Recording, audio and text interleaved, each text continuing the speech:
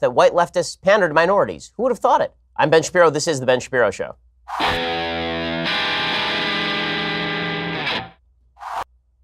The news cycle simply does not slow, and we will get to all of it in just 1 second. But first, let's talk about what you need to do if you actually want to sell your house. So, a couple of years ago, I had to sell my house, or wanted to sell my house, and I was looking for a great real estate agent, and it was very difficult. I had to go through several real estate agents before we found the right one who was able to sell our home at the right price in the right amount of time. You shouldn't have to struggle through that. You should have the best real estate agent available to you anytime, and this is why you need HomeLight.com. It's the innovative solution that makes it easy to find the best real estate agent for you. Why do you need a top real estate agent? Because on average, top agents sell homes 8 days faster and 9% above asking price, which could mean thousands of dollars back in your pocket. Having a great real estate agent makes a huge difference. I know I've had bad ones and I've had good ones. HomeLight is 100% free, unbiased, and it takes less than 2 minutes. Unlike some other real estate agent sites, agents actually can't pay to advertise on HomeLight. Instead, HomeLight uses data from over 38 million home sales and 2 million agents to recommend the top real estate agents. HomeLight brings trust and transparency to the real estate space so you can buy or sell with confidence knowing that you're working with the best real estate agent for your needs. They've introduced over 247,000 buyers and sellers to top local real estate agents. So if you're planning to sell your home, now is the time to find the best real estate agent. All you have to do right now to get started is go to HomeLight.com/Shapiro today. That's HomeLight.com/Shapiro. Get started. You can earn up to $500 when you buy or sell your home using a HomeLight referred real estate agent. Again, that's HomeLight.com, HomeLight.com/Shapiro for up to $500 when you find the best real estate agent and buy or sell your home with HomeLight. Totally worth it. Really, I mean, this is an important thing. Terms and conditions do apply. Go check it out, HomeLight.com/Shapiro. Okay, so the big breaking news. Michael Cohen, the president's personal lawyer, not a smart cookie, as the president might say. He has now pled guilty in a new deal with Robert Mueller. Now, this is kind of a shock because people thought that Michael Cohen, the president's personal lawyer, was going to plead guilty in a deal with the Southern District of New York, the DA of the Southern District of New York. That's because the original investigation around Michael Cohen that everybody was worried about was the investigation concerning the supposed bribery of Stormy Daniels. The original story, if you recall, was that President Trump had allegedly used Michael Cohen as a thoroughfare for paying off his former lover, Stormy Daniels, and had done so specifically in order to avoid campaign finance law. That was the allegation in any case. That's why the Southern District of New York was investigating, because it had nothing to do with election 2016 and the Trump-Russia election stuff. It had to do with campaign finance reform. It had to do with the election, but not with any of the Trump-Russia stuff that is actually under Robert Mueller's purview. Well, now it turns out that Michael Cohen has pled guilty in a deal with Robert Mueller. So why exactly is he pleading guilty in a deal with Robert Mueller? Well, here's where things begin to get quite dicey for the Trump campaign/administration. Here is the ABC News report. Special counsel Robert Mueller has reached a tentative deal with Michael Cohen, the former personal attorney and longtime fixer for President Donald Trump, sources told ABC News. Cohen appeared in federal court in Manhattan Thursday, where he entered a guilty plea for misstatements to Congress in closed-door testimony last year about his contacts during the presidential campaign. And the AP reported that it was a surprise appearance, which is sort of a weird statement. It's like Barbra Streisand showing up randomly at the Hollywood Bowl, except that it was Michael Cohen showing up in court to plead guilty. First of all, it is a very rare occurrence when somebody pleads guilty for misstatements to Congress. That's very rare. What it suggests is that Mueller thinks that he had more hanging over Cohen's head. Cohen pled guilty to a lesser charge and then gave all sorts of material to the Mueller investigation. So what exactly is the Mueller investigation getting in return for allowing Michael Cohen to take a light guilty plea? Well, here's what ABC News reports. Cohen's earlier plea deal, federal prosecutors in the Southern District of New York implicated President Trump in campaign finance felonies. Since then, Cohen has spent more than 70 hours in interviews with Mueller's team. Never a good thing. The questioning has focused on contacts with Russians by Trump associates during the campaign, Trump's business ties to Russia, obstruction of justice, and talk of possible pardons. Sources familiar with the discussions have told ABC News. Kendall Coffey, a former U.S. attorney in Florida, says the potential significance of Cohen's cooperation is immense. So what exactly is Cohen telling the Mueller investigation? That is not eminently clear at this point, but the suggestion is that Cohen lied to Congress about President Trump's continuing connections with Russian companies in the middle of the 2016 election. Sources familiar with the special counsel's proposed agreement with Cohen told ABC News the 52-year-old New Yorker will admit to making multiple misstatements to two congressional intelligence committees investigating alleged collusion between the Trump campaign and Russia to influence the 2016 presidential election. It was not immediately clear what Cohen told the congressional committees in the fall of 2017 that he will now say was false. the other reports are already speculating that it's that Cohen had said that Trump was not involved in negotiations over the building of a Trump Tower in Moscow into mid-2016. And now it turns out that Trump was directly involved in exactly those sorts of conversations. Cohen played an integral role, according to ABC News, in discussions about a possible Trump Tower in Moscow, negotiations that were going on at least through the early stages of the 2016 presidential campaign. So here's where we get a problem. Okay, the reason that this is a problem is because if it turns out that the president of the United States during the 2016 campaign was involved in business transactions with the Russian government, and the Russian government was basically rooting for Trump to win because they thought that they had him bought, and thus they were helping him out in the election, this is another avenue of investigation for Mueller. Cohen, according to the Steele dossier, it asserted that Cohen had a key role in secretive Trump campaign connections with Kremlin operatives. Cohen claimed in a statement that the proposal he worked on during the campaign to build a Trump property in Moscow, quote, was solely a real estate deal and nothing more. Cohen said the plan was terminated in January 2016 after it was determined that the project was not viable for business reasons. Now, apparently, he is saying something different. Now he is saying that the deal continued all the way into June 2016. This is according to Reuters. President Trump has responded. He denied working on a Trump Organization real estate project in Moscow, which Cohen said they'd pursued until June 2016 during the presidential campaign. Trump attacked his former lawyer. He called him a weak person and accused Cohen of lying about the real estate project to try and obtain a reduced sentence from prosecutors. Trump told reporters outside the White House he had decided not to build the building in Moscow, although he did not specify when he decided against pursuing that project. Now, again, the reason this is important is because if Trump was actually in the middle of business negotiations with a geopolitical enemy of the United States in the middle of a presidential run in which there are accusations that that geopolitical enemy was rooting for Trump and trying to hack his political opponent in order to release material to get an ally elected, that is a problem. Now, even if that were true, would that mean that there was active collusion between Trump and the Russians? No, actually. Right? Let's say that President Trump were in the middle of a business relationship with the Russian government to build a Trump Tower in Moscow.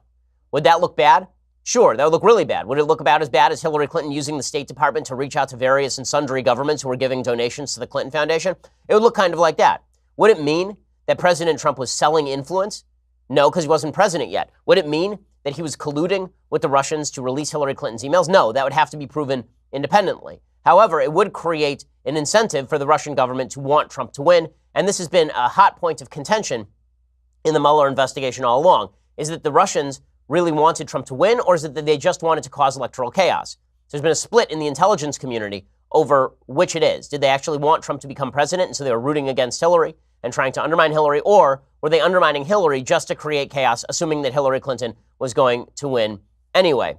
So all of this is obviously dicey for President Trump, and it comes amidst a bunch of other dicey material with regard to President Trump. And that other material includes the Mueller office now looking at phone calls between President Trump and Roger Stone, a longtime President Trump confidant. As we mentioned yesterday, there was all this material that was coming out with regard to Roger Stone, the suggestion that Roger Stone had been coordinating with WikiLeaks in the dump of material on Hillary Clinton, and that he had been sort of a go-between for President Trump and WikiLeaks. Mueller's office is now apparently looking at late-night phone calls between Roger Stone and President Trump, according to the Washington Post. This broke late yesterday. The calls almost always came deep into the night. Caller ID labeled them unknown, but Roger Stone said he knew to pick up quickly during those harried months of the 2016 presidential campaign. There'd be a good chance the voice on the other end of the line would belong to President Donald Trump, then just Donald Trump, dialing from a blocked phone number. Those nocturnal chats and other contacts between the man who now occupies the Oval Office and an infamous political trickster have come under intensifying scrutiny as special counsel Robert Mueller's investigation bores into whether Stone served as a bridge between Trump and WikiLeaks as the group was publishing hacked emails. Roger Stone, of course, denies that President Trump and he ever talked WikiLeaks. Who the hell knows whether that is true or not? Roger Stone is a congenital liar, and President Trump is not exactly forthcoming on these matters. Here's Roger Stone telling Sean Hannity, no, we never talked about any of that sort of WikiLeaks stuff. Did you ever talk to the president about Julian Assange or WikiLeaks ever? Absolutely not. So the president told the truth in what we learned today? Yes, absolutely. We at no time did Donald Trump and I, either candidate Trump or President Trump, discuss WikiLeaks. Meanwhile, Jerome Corsi, another supposed go-between between WikiLeaks and actually Roger Stone, Jerome Corsi rejected a plea agreement this week, suggesting that he was not going to be forced to lie by the Mueller team. He says, listen, I'm not taking a deal and I could go to jail because I'm not going to allow Team Mueller to force me to lie in order to go after President Trump. You were offered a plea deal by Bob Mueller's team. That's correct. Why did you reject it? Well, I felt the deal was fraudulent. It required me to lie, and it required me to violate various regulations, and even, I thought, commit fraud. And I won't do that. I will not lie to keep myself out of jail. And I realized that I could go to jail for the rest of my life. I'm 72 years old. I might die in jail, but I'm still making this decision. Okay, so one of the possibilities here is that it's not that he's actually innocent in all this stuff. It's that he's angling for a presidential pardon like Paul Manafort. But Michael Cohen obviously has despaired of a presidential pardon and is now working with the Mueller investigation forthwith. Stone and Corsi both have defense arrangements with President Trump's team. This leads to a point that we were talking about yesterday with regard to the possibility of President Trump pardoning Paul Manafort or pardoning Roger Stone or pardoning Jerome Corsi. The president could theoretically cut off all ends of an investigation simply by pardoning all the people who are under investigation. Ken White, known as Popat on Twitter, he's a criminal defense lawyer, former federal prosecutor. He has an article in the New York Times specifically talking about Paul Manafort and why Paul Manafort has a defense agreement and why exactly the Mueller team is now deciding to revoke his plea arrangement in favor of prosecuting him more strongly. Here's what Ken White says. He says, on Tuesday, the Times reported that Mr. Manafort's lawyers have been telling Mr. Trump's lawyers what the special counsel asked Mr. Manafort and what the latter said in response. The first development isn't much of a surprise. This is the development that suggests that Mueller filed a status report accusing Manafort of lying. Wise prosecutors know cooperating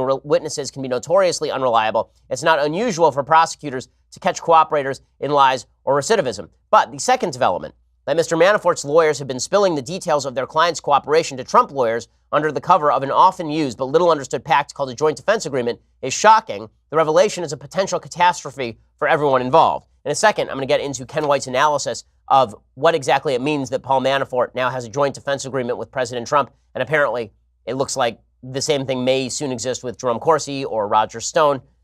What all this means for President Trump and impeachment, we'll get to in just a second. First, let's talk about how you defend your rights. And the reality is that the Founding Fathers believed deeply in Second Amendment. Why? Because they knew that the only thing standing between tyranny and the American people is the American people's right to defend themselves. Bravo Company Manufacturing knows that too. They were started in a garage by a Marine veteran more than 2 decades ago to build a professional-grade product that meets combat standards. BCM believes the same level of protection should be provided to every American, regardless of whether they're a private citizen or a professional. BCM is not a sporting arms company. They design, engineer, manufacture life-saving equipment.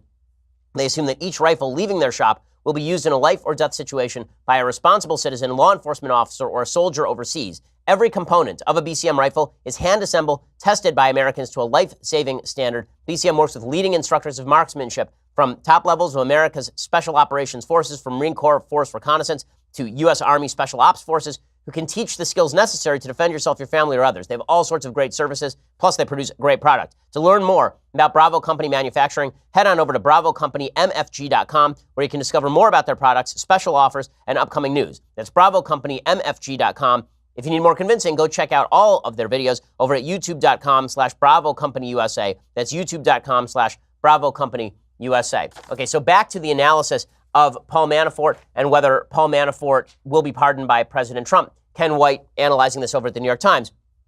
He says that the development that Manafort has been coordinating with Trump is a blow to Robert Mueller's team because their questions to Mr. Manafort may be a roadmap to at least part of their special counsel investigation. Mr. Trump's lawyers can now adjust their defense and the president's responses. And with their filing on Monday asserting Mr. Manafort's dishonesty, the prosecutors have now lost him as a cooperating witness. It's a blow to Mr. Manafort, who will receive no sentencing credit for his brief cooperation. But it also may be a blow to President Trump. Why? Because it turns out that the joint defense agreement may not in fact hold.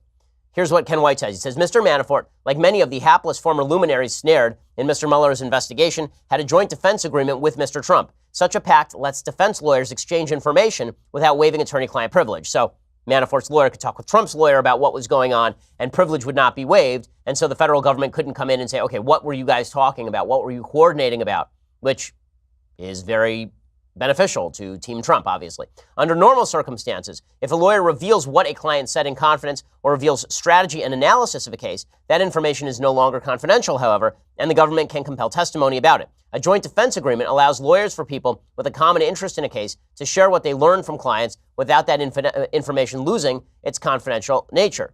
Joint defense agreements are pretty common, but the pact almost always explicitly require the parties to withdraw from the agreement immediately if they cooperate with the government. In other words, if Manafort's team and Trump's team were coordinating before any of the plea agreement was arranged with Manafort, and then Manafort made the plea deal, then anything they said after the plea deal is no longer confidential.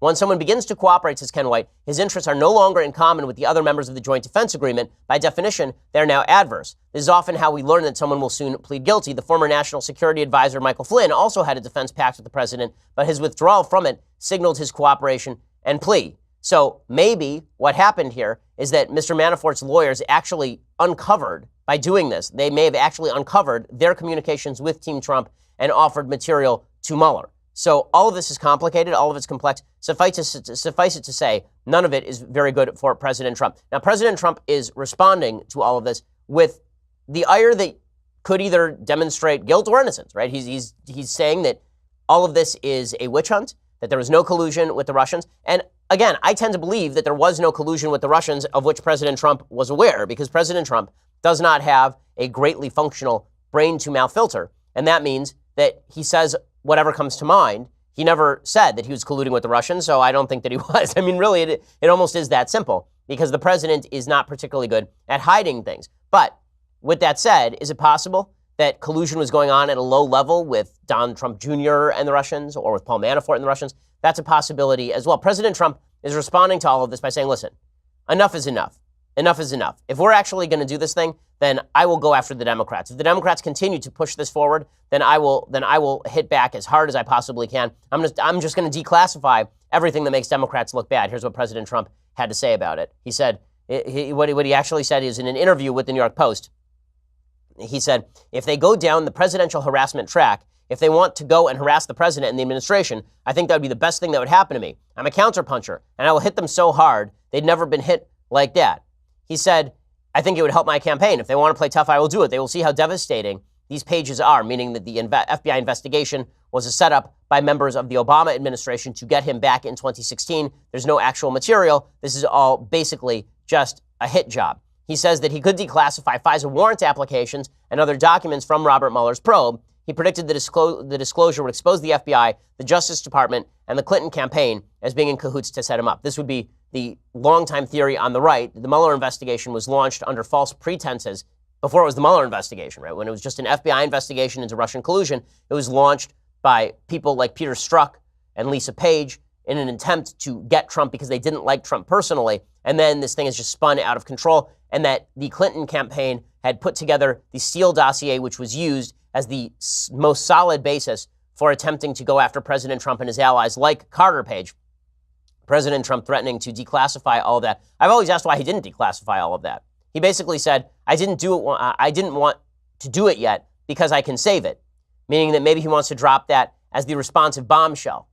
Right? That instead of just declassifying the stuff and undercutting the Mueller investigation, he wanted to wait until it was most useful to him and then drop it at that point, which is an interesting move. I don't think that it's very good for transparency, but if President Trump does have the material, I think that it would behoove him to drop it now as opposed to later.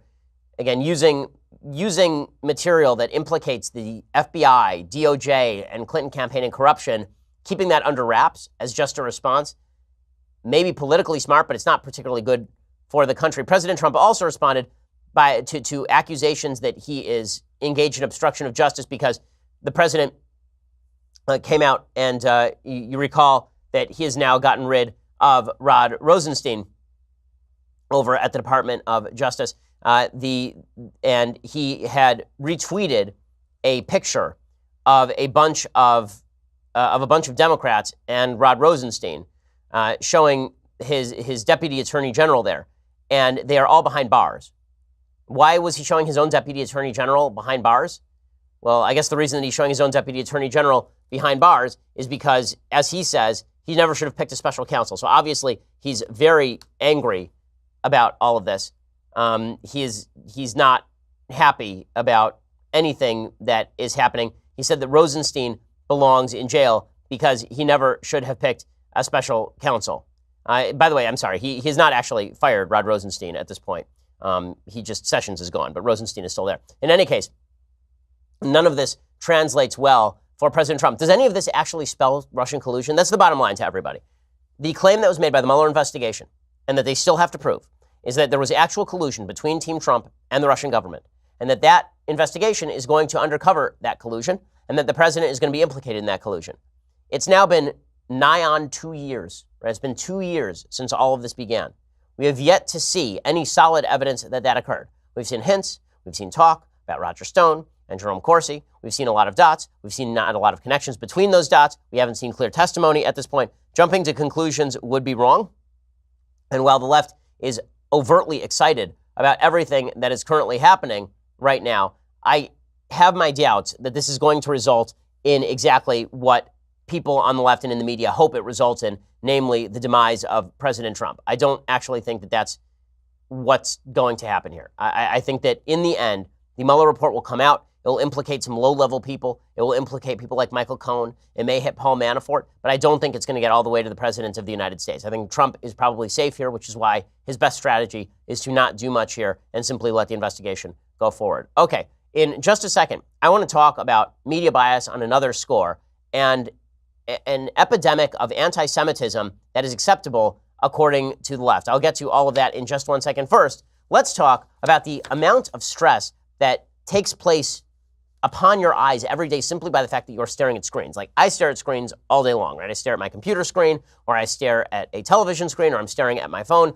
legitimately all day long. And you know what helps me with the stress on my eyes? Felix Gray glasses. They filter out 90% of high energy blue light. They eliminate the glare coming off of all those screens, so I can live my life without those tired, dry eyes or blurry vision or headaches. Usually it seems like a hassle to protect your eyes, which is why most people don't do it. And you don't have to put one of those crazy screens over your computer screen that make it look all dark. Felix Gray glasses aren't like those weird computer glasses that you've seen before either, right? They're not looking like those Coke bottle glasses from Office Space. There's no yellow lens tint, and Felix Gray glasses are handcrafted from premium Italian acetate, so they won't make you look nerdy, which, by the way, would be a massive improvement for me. In fact, throwing on some Felix Grays is an easy way to look pretty put together. Felix Gray glasses are available in non-prescription, prescription, and readers. Makes me look sophisticated. When I just feel like looking more intelligent, I throw on my Felix Gray glasses and walk around the office. Don't go another day looking at screens without the help of some Felix Grays. Go to felixgrayglasses.com/Ben to protect those eyes today. That's felixgrayglasses.com/Ben. Go check it out. Honestly, avoid the headaches.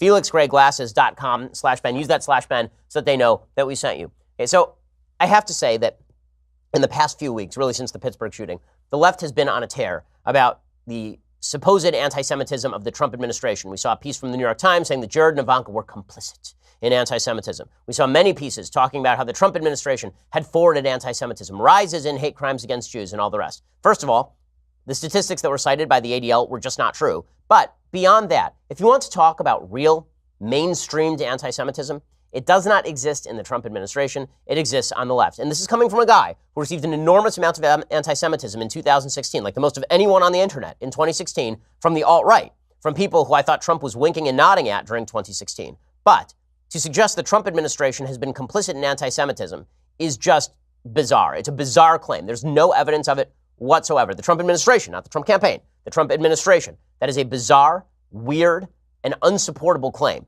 The mainstream left, however, is daily involved in anti-Semitism.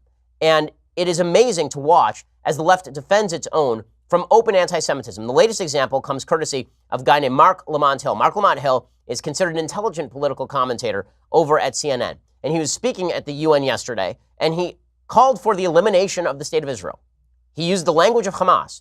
Okay, here's what Mark Lamont Hill had to say. We must advocate and promote nonviolence at every opportunity, but we cannot endorse a narrow politics of respectability that shames Palestinians for resisting, for refusing to do nothing in the face of state violence and ethnic cleansing, to commit to political action that will give us what justice requires, and that is a free Palestine. Okay, a free Palestine. And then he went on and he said that the free Palestine must be from the river to the sea. which is the 1488 statement. So the 1488 statement in Nazi terminology, it's meant to be 88 is supposed to be the eighth letter of the alphabet twice. So Heil Hitler. The 14 words are something like we pledge to protect and keep the white race or some such nonsense. The 1488 statement is sort of the credo of Nazis. Okay, the credo of radical Muslim Nazis. Okay, the credo of these folks is Palestine shall be free from the river to the sea. This is a thing that gets chanted at every terrorist rally.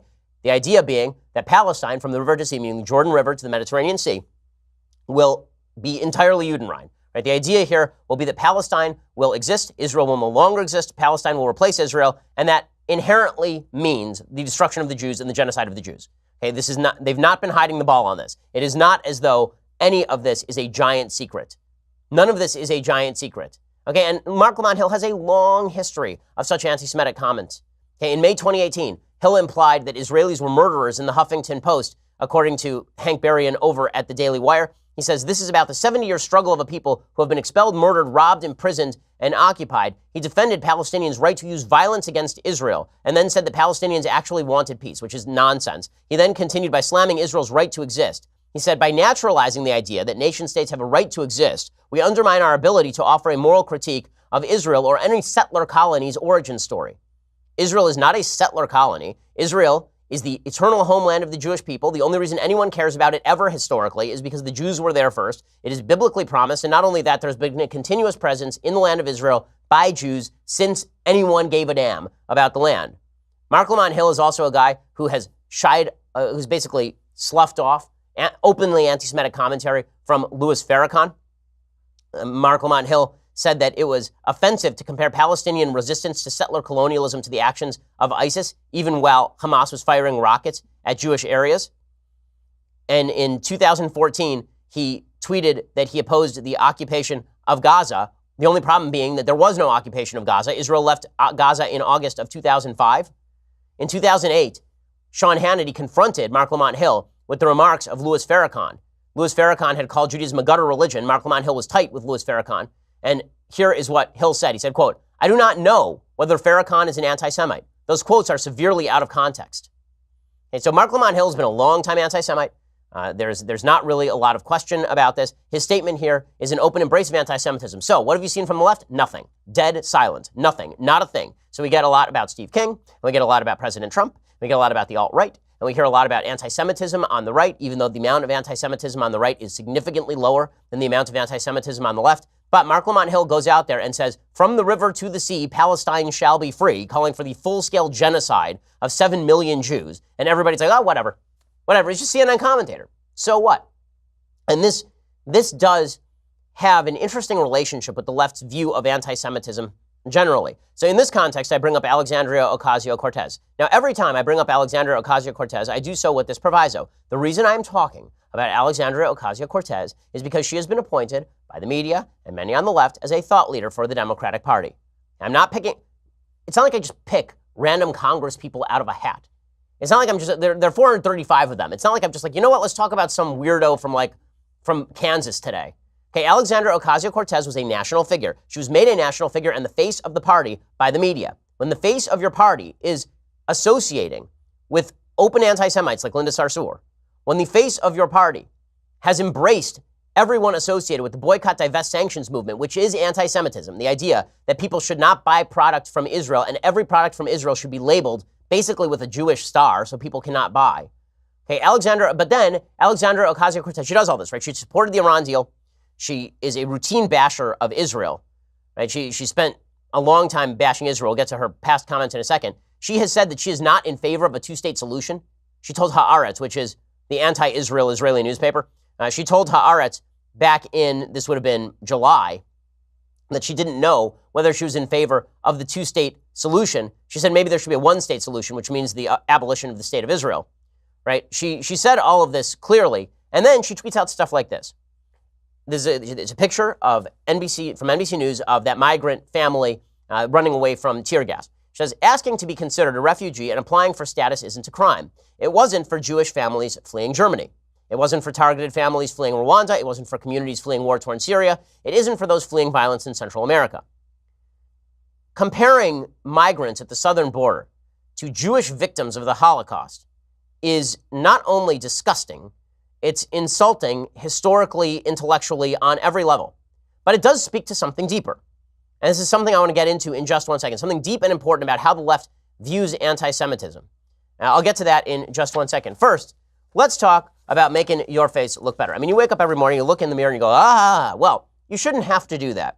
Okay, it's that saggy jawline, that jawline double chin, that's what gives your age away. Well, you don't have to do that. Introducing the brand new Genucell jawline treatment with dual peptide and MDL technology, Chamonix's most advanced technology ever. It not only tightens that saggy jawline, it plumps the lipophilic layers of your skin to contour and define the jawline within minutes. You use peptides and metolactones together for the first time, and it works amazingly quickly. The results get better every day. No one else has this technology or their proprietary chemical-free base. So say goodbye to that double chin.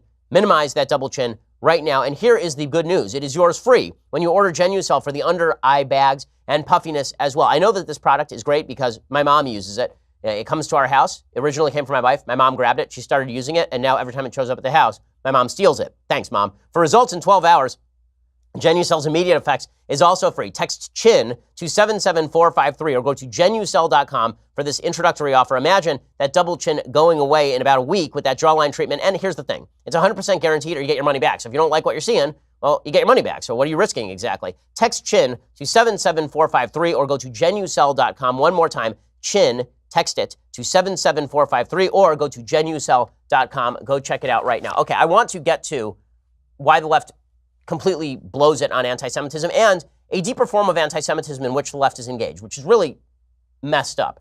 I'll talk about that, plus a new study about how the left treats black folks in the United States, which is pretty fascinating and I think worthy of discussion.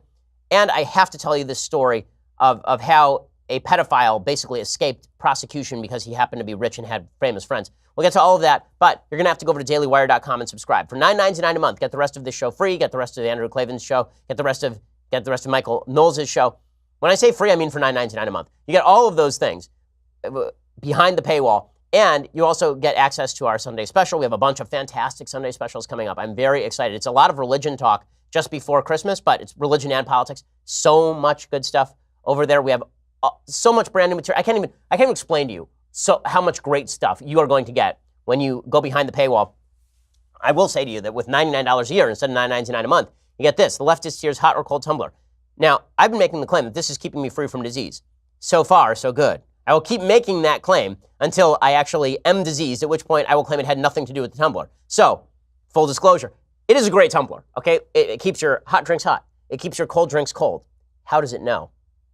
Go check it out right now for $99 a year. It's pretty spectacular. Also, make sure that you check us out, YouTube, iTunes. Please leave us a review at iTunes. It always helps our ranking over there. We are the largest, fastest growing conservative podcast in the nation.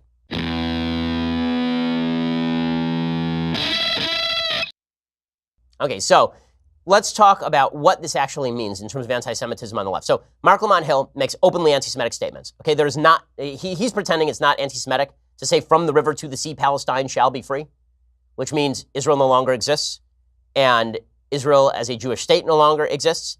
And I'd like for him to name a Muslim-dominated country where the Jews are treated fantastic and where the Jews exist. Quick quiz, what percentage of Israel's population is Arab or Muslim? Answer, about 20%. Quick quiz, what percentage of the Palestinian Authority or Hamas population is Jewish? Answer, 0. 0 Jews live in those areas. And yet we are supposed to believe that these are morally equivalent entities. It's just insane. And not only that, Mark Lamont Hill wants the latter entity to take over for the former entity. Fantastic. But what you see from the left are open engagements with anti-Semites like Louis Farrakhan, like Linda Sarsour, like Ilhan Omar, like Rashida Tlaib, both of the latter two of whom are elected members of Congress, like Keith Ellison, who's now Attorney General of the state of Minnesota and was the deputy DNC head. Right? All of these people in positions of prominence, anti-Semites all, involved in anti-Semitic activity and rhetoric, no problem. But then you'll see the exact same people using the Holocaust as a club on ancillary issues. And here's what's happening.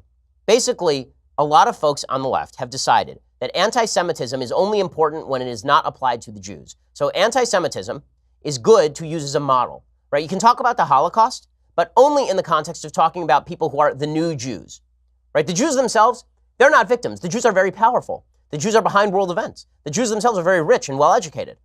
But what we can learn from history is that people can be victimized. And those people now would be the new Jews. So the migrants, according to Alexandria Ocasio-Cortez, are the new Jews. The Jews in Israel, not the new Jews, right? Not Jews at all, right? In terms of anti-Semitism. They're not victims of circumstance. The left says anti-Semitism is about victimhood. Victimhood does not apply to the Jews. It applies to the new Jews. There's been a sort of replacement theology in anti-Semitism on the left, in which the Jews have been removed from the question of anti-Semitism. And this allows folks on the left to engage in open anti-Jewish behavior, open anti-Semitism, while simultaneously using anti-Semitism as an excuse for pushing policy with regard to other groups. Now, you would never see this. This in and of itself is a form of anti-Semitism. The reason I say that is that you would never see this with regard to any other group. Okay, you don't see it. You don't see anybody say, you know what, black slavery. The black folks in America, they're just fine. Like, let's not talk about black folks in America anymore. The real slaves, the real black slaves in America today are X group. If you said that, you would be accused of making light of slavery, and properly so. But instead, what we've got on the left is we can use the Holocaust and use it as the basis of arguing about migration patterns on our southern border. But we can simultaneously pretend that Hamas is fine and that Israel should be boycotted and divested from. If you're making anti-Semitism a political tool on behalf of a non-Jewish disfavored group, and you're ignoring your own treatment of the Jews, I would suggest that you are making light of anti-Semitism and, in fact, engaging in a soft form of it. In Mark Lamont Hill's case, not even a soft form, a very hard form of anti-Semitism. Okay, speaking of intersectionality and race, I do have to point out today that when it comes to leftist hypocrisy on racism, there is really no limit. Jay-Z, who has been hosted at the White House, right? He's a great American political figure. You know, it was really bad when Kanye West went to the White House, but when Jay-Z went there with Obama like every 5 minutes, that was totally cool. And Jay-Z, he made a statement today. He is in a case with the American Arbitration Association. They are judging a trademark case. And here is what he said. He said, the AAA's lack, the American Arbitration Association's lack of African-American arbitrators came as a surprise, in part because AAA's advertising touts its diversity. He says that the panel from the American Arbitration Association is too white to be fair. So this case is basically, Jay-Z filed a case against the clothing company Iconics to delay an impending arbitration over his trademark infringement claims related to a line of Rock Nation baseball caps. Iconics bought Jay-Z's apparel brand in 2007, and then Iconics sued the mogul in Manhattan federal court last year, claiming that a hat deal with Major League Baseball interfered with their licensing agreement. Jay-Z said he was confronted with a stark reality when he reviewed members of the American Arbitration Association. He could not identify a single African-American arbitrator on the large and complex cases roster, composed of hundreds of arbitrators, that had the background and experience to preside over the situation. The association eventually identified 3 black arbitrators, but one of them couldn't serve due to a conflict of interest. Jay-Z argues minority business owners should be able to select from a group that reflects the diverse population. I'm old enough to recall when President Donald Trump, then a candidate Donald Trump, said that a judge of Mexican heritage could not adjudicate properly his Trump University case in California because he had a particular immigration program and the quote-unquote Mexican judge would be biased against him. This was called racism. It is also called racism when Jay-Z says, I cannot have anyone but a black person arbitrate my case. It's plain, simple racism. But if you're on the left, that sort of racism is just fine. So racism in which a member of the black community says only black people can judge me, that's cool. Anti-Semitism, in which we talk about the elimination of Israel while at the same time using the Holocaust to promote immigration policy on our southern border, that's totally fine, according to the left. And the white left just goes along with this. Why do they go along with this? Because the white left panders. Okay? And they don't just pander in terms of their policy. They pander in terms of their language. This is a fascinating new study. It's a study from Yale Insights. It reports that Sidney Dupree, assistant professor of organizational behavior at Yale School of Management, and her co-author, Susan Fisk of Princeton University, they wanted to know how whites interacted with minorities. Dupree stated, there's less work that explores how well-intentioned whites try to get along with racial minorities. We wanted to know their strategies for increasing connections between members of different social groups and how effective these strategies are. I'll tell you the punchline of the study in just 1 second. So here's what happened. The researchers examined the words used in 74 different campaign speeches delivered by Democrats and Republicans over a 25-year period. Around half the speeches were delivered to a mostly minority audience. Those speeches were then compared to speeches delivered to a mostly white audience. Two elements of the speech were analyzed: words related to competence and words related to warmth. Here's what the results showed. The results showed that Democratic candidates used fewer competence-related words speaking to minorities than when speaking to white audiences. Republican candidates did not change their discourse. In other words, Democrats pander to minority audiences by refusing to talk about the same topics in the same way that they would talk to white audiences. They are racially discriminating against black people. They are. Maybe you think it's a beneficial discrimination, but it is certainly a discrimination when you say something in front of a black audience you would never say in front of a white audience, and vice versa. Dupree said, "It was really surprising to see that for nearly 3 decades, Democratic presidential candidates have been engaging in this predicted behavior." The researchers then tested white participants to see how they would interact with a hypothetical or presumed real interaction partner. Half the time, the partner was given a name that ostensibly sounded white, like Emily. The rest of the time, the partner received a name that sounded ostensibly non-white, like Lakeisha. Participants chose a list of words, all of which had been rated for warmth or competence, to use to send an email to the partner. The researchers found that leftists eschewed using words that would limit them as highly competent when addressing minorities. Conservatives simply talked the way they always did. According to Dupree, it was kind of an unpleasant surprise to see the subtle but persistent effect. Even if it's ultimately well-intentioned, it could be seen as patronizing. Seen as patronizing, it is patronizing. If you are using words that you would never use with white people, with black people, because you think that you have to pander to black people in some way, this would be intersectional discrimination. But the left's okay with that, because if you have to pander to certain members of the intersectional paradigm in order to achieve your political goals, that's exactly what you ought to do. The Jews are less important to this goal, and they're taken for granted. Apparently, black audiences not so much by white liberals who are attempting to reach out to black audiences. Pretty astonishing stuff. And then you hear folks on the left say that President Trump is undermining the unity of the country. President Trump is undermining the unity. Listen, I have no illusions that President Trump is a great unifier. I don't think that he is. I think President Trump can do better on that score. But to suggest that the left is a great unifying body in America is a lie. President Trump is a reactionary force. President Trump and the current Republican administration are a direct reaction to the polarization of politics around racial and identity politics for 8 years under Barack Obama and longer under the Democratic Party more generally. So you have Chris Matthews, or I'm going to say that President Trump's thinking about the fact that it's like Zimbabwe over here, neglecting the fact that Zimbabwe is a case in point in which the leadership of Zimbabwe, a tyranny, forcibly discriminated against white farmers. It's pretty amazing stuff. Here's Chris Matthews. I ever stayed up in the morning, go to the show, run in here, all rumpled and looking like garbage, and you start talking. I don't even know what Zimbabwe is. I do not pronounce it. One time I said Zimbabwe. I didn't know. No one knows. Go. I was reading about Zimbabwe today, and I've been to Zimbabwe. I know it's a young country with all kinds of problems. But that's a sort of a young democracy trying to figure things out. He is taking us back to where they are, where all the opposition does is say that people who win elections are crooked, that everything's rigged, nothing's on the level. There's no such thing as objective truth. Everything is tribal. I swear, these people are insane. Right. This is insane. This is insane. They're saying that President Trump is the one who started tribalism. He's the one. Barack Obama said about Trayvon Martin, if I had a son, he would have looked like Trayvon Martin, without even bothering to examine the facts of the case. President Obama went out there in the middle of the Ferguson riots and said that the community of Ferguson wouldn't make something up like Michael Brown, except that it was made up about Michael Brown. It's maddening. And then you wonder why there's a reactionary tribalism on the other side.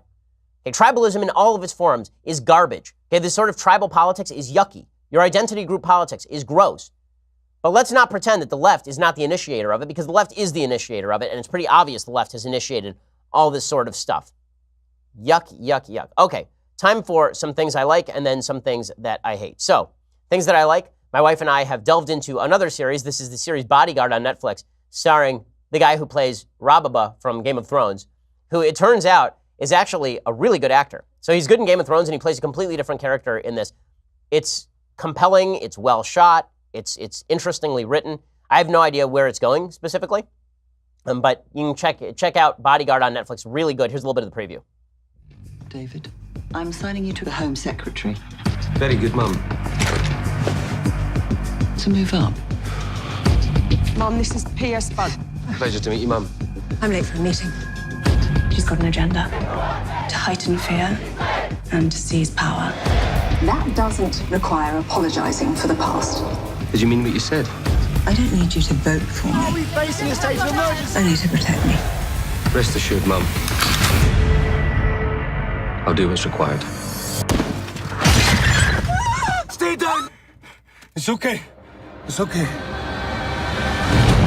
It's really good. Okay, so the series is well worth watching, well shot, interesting. Also, it turns out that you're allowed to make a TV show with radical Muslims who commit terror attacks. Who knew? Who knew you were allowed to make such TV shows? But it turns out that you actually are. Now, I don't know where this series is going.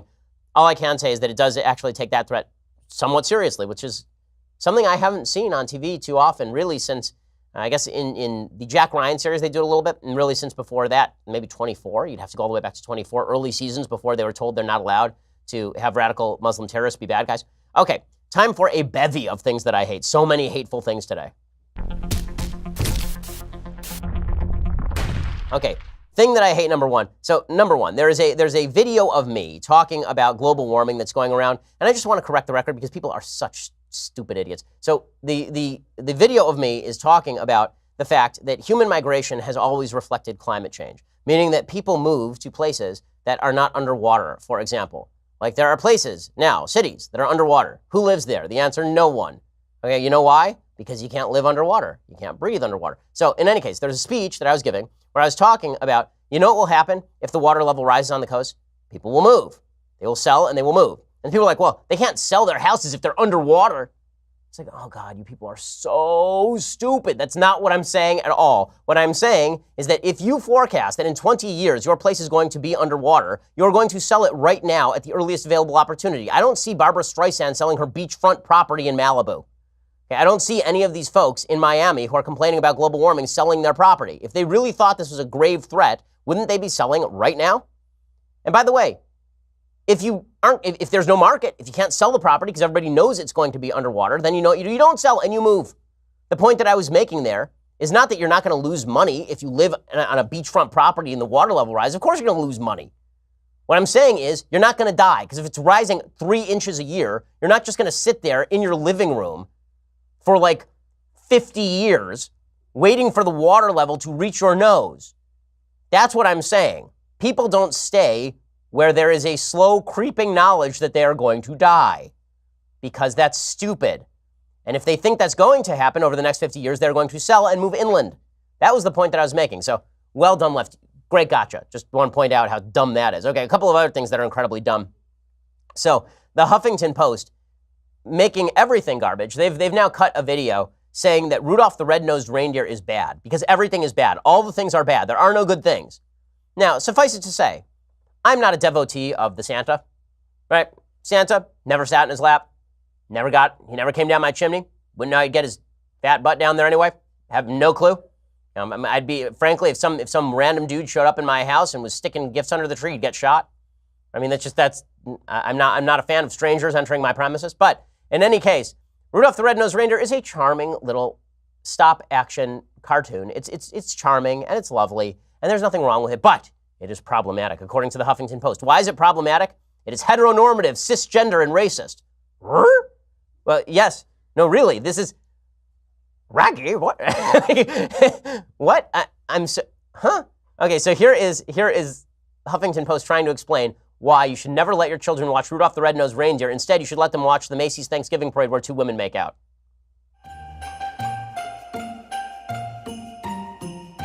Rudolph the Red-Nosed Reindeer is a holiday classic, says the Huffington Post. That returns to TV each holiday season. But lately, viewers are noticing the tale may not be so jolly after all. Former fans are pointing out Rudolph's father verbally abuses him. Santa Claus berates Donner for his son's nose. The school coach encourages bullying. Donner forbids his wife from joining the search for their son. Clarice's dad is a bigot. Even the elf is an outcast for wanting to be a dentist. Okay, let me point out a couple of things. The entire narrative of Rudolph is that he's mistreated for 95% of the story. That's literally the story. This is like, honest to God, this is like the story of the ugly duckling. Like, you know what we just found out? The story of the ugly duckling is problematic because the swans treat the duck badly. Like, yeah, that's the story. What now? But yes, everything is bad. So I love this. It's going to ruin your child's innocence if they watch a fictional reindeer be mistreated because of his glowing nose, only to emerge triumphant in the end. Your child will not be damaged if you put them on puberty blockers at age 6. Yeah, I'm going to trust you guys with my kids. Makes perfect sense to me. Okay, speaking of people who you should not trust with your kids, another thing that I hate today. So there's a story from ABC about how some people at Southwest were making fun of a 5-year-old. Why were they making fun of the 5-year-old? Because she has a weird name. Here's the mom talking about it. The gate agent started mocking my child's name, laughing, pointing at me and my daughter, talking to other employees. So I turned around and just said, like, hey, I can hear you. So if I can hear you, my daughter can too. Like, I'd appreciate if you just stop. Okay, it turns out that the reason that everybody is going to, the reason that her daughter was being mocked is because she named her daughter, I kid you not, Absidy, spelled A-B-C-D-E. Now, you shouldn't mock the 5-year-old. It's not the 5-year-old's fault what their idiot parent named them. You should mock the mother. Okay, the mother is well worthy of mockery. Please, parents, do not name your kids something that is just going to get them mocked. Like, your kids are people. They have lives. Please don't do that. Right? Name your kid something that has meaning. You know? Like, I'm just glad that she didn't pick, like, VWXYZ. Right? Like, then her kid's name would have been Wixes, which would have been really awkward. And I wouldn't mock the kid, but I'd mock the mom, who has the brains of a kumquat, apparently. Like, this is... Parents, you have a responsibility to your children, and just because you wanted to name your kid after the alphabet, I mean, is her name Alphabetty? Maybe that'd be kind of great if her name was Alphabetty. In any case, it's, yeah, bad parenting at work right there. Okay, other things that I hate today. So there's a video that's now making the rounds. If Jesus was Republican, So this is coming from Now This, which is the repository for many things stupid. I can't say all things stupid because I've already reserved Vox for that. Although technically, if Vox is the repository of all things stupid, there wouldn't be any stupid left over for Now This. So I have to revise my statement. In fact, they're both repositories for many stupid things. Here is Now This, which is promoting a video in which Jesus is a Republican, but of course, it's a bunch of people who have done a cursory read of the Old and New Testament, if they've done that. And then they basically misinterpret radically what Jesus was saying. And then they say that Jesus is actually a social justice Democrat in favor of transgenderism, abortion, and gay rights. So here is a little bit of this comedic video, allegedly comedic. I say unto you, whoever welcomes one of these little ones in my name might be letting in a murderer or a drug. Let's get her to a detention center, so we can figure out what's going on. This comedy sketch asks, what would Jesus do if you're a Republican? I was hungry, and you gave me something to eat. I was thirsty, and you gave me something to drink. And behold, now I'm all lazy and entitled. You shouldn't have done that. Do unto others as you suspect they might want to do unto you. What is a man profited if he gain the whole world but lose his soul? A lot. He has profited a lot. Okay, like, you don't understand conservatism, you don't understand republicanism, and you don't understand anything about the Bible, like a thing about the Bible. Jesus never says illegal immigration is mandated by the Bible. That's absurd. That's absurd. In fact, Jesus' family was on the way to register Jesus' birth. Like, I'm not a New Testament scholar, but that's what they were doing when he was born in Bethlehem.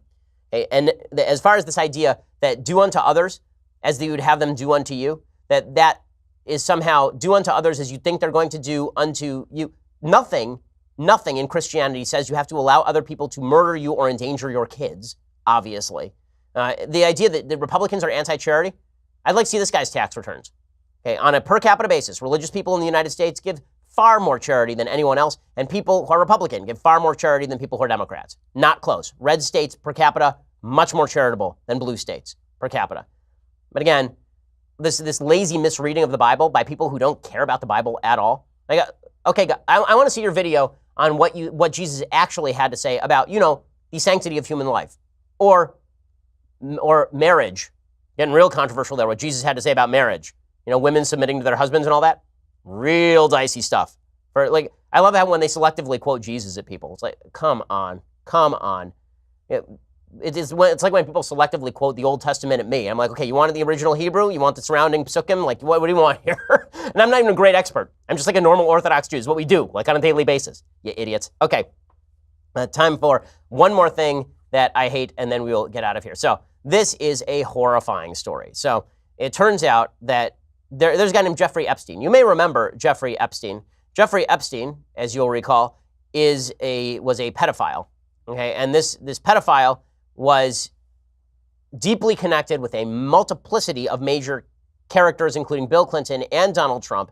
According to the Miami Herald, Jeffrey Epstein had a little black book filled with the names and personal phone numbers of some of the world's wealthiest and most influential people, from Bill Clinton and Donald Trump to actors, actresses, scientists, and business tycoons. A money manager for the super rich, Epstein had 2 private jets, the largest single residence in Manhattan, an island in the Caribbean, a ranch in New Mexico, and a waterfront estate in Florida. But Epstein also had an obsession. For years, Epstein lured an endless stream of teenage girls to his Palm Beach mansion, offering to pay for them for massages.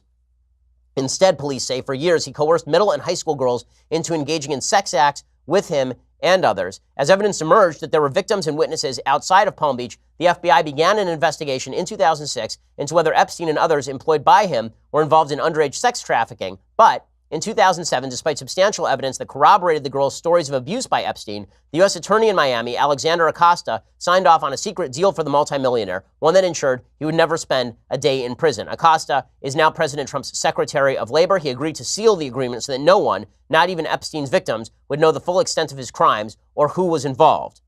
Okay, so basically what happened is that Epstein was able to get off on a minor charge for legitimately hundreds of cases of child molestation because he apparently had deep connections to a variety of highfalutin characters. Epstein was basically a career Democrat. The prosecutor in this case is a Republican. All this goes to show is that there is truth to the idea that if you have friends in the right places, America's criminal justice system can be a serious, serious problem. That there is the ability for prosecutors to let you off on crimes you never should have been let off on. And what's worse is that we still don't know who's out there. Because the agreement was sealed, we don't know who else was implicated. We don't know which friends and associates were implicated in all of this. And this is ugly, ugly stuff. If you look at his inner circle, you're looking at, you are looking at big names. You're looking at his associates. You're looking at people ranging from Bill Clinton to Donald Trump to Alan Dershowitz to, there's just a variety of people who are, now, were all of these people implicated in his sex abuse? No. But we don't know who was implicated, and we don't know how many victims there were because of this perversion of justice. You want to talk about a Me Too problem? This is a Me Too problem. And it spans the political aisle. You want to talk about a Me Too problem? How about Les Moonves over at CBS, who apparently had a plan to bury a sexual assault allegation, and it's reported by the New York Times today. Powerful people have been getting away with bad crimes for a very, very long time in this country and in every other country as well.